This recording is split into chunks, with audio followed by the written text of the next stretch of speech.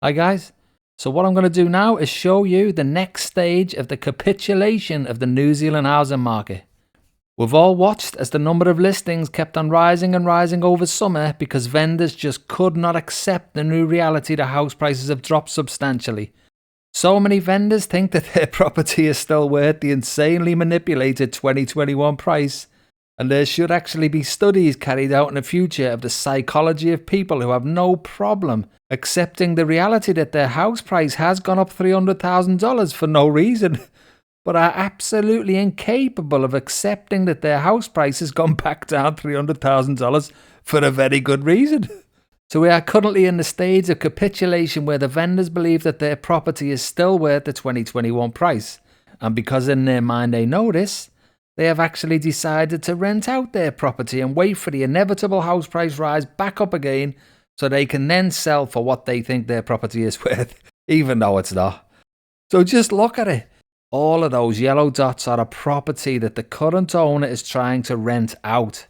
Now please believe me when I say that I have never seen anywhere near this many yellow dots before, not even close.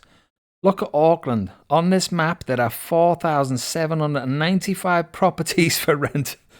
And here is Tauranga with 304 rentals. Now Tauranga was always notoriously hard to find a rental. Not anymore. Here's Hamilton with 419 rentals. Wellington with 1,719 rentals. Wow. Christchurch with 1,123 rentals. And Dunedin with 294 rentals.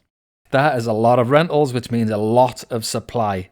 And I wonder if any of these genius owners who have come up with this master plan have heard of supply and demand. If they have mortgages on these rentals, then they need a renter to pay their mortgages. But in this type of saturated market, they will only get a renter if they substantially drop the asking rents. So this is going to quickly develop into a race to the bottom. The smart ones will not be doing this, and they will just be selling their property at a reasonable price.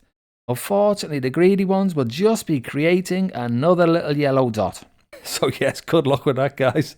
Just imagine what's going to happen when more listings pile on in the spring and you're still trying to rent out that little yellow dot in a sea of yellow dots.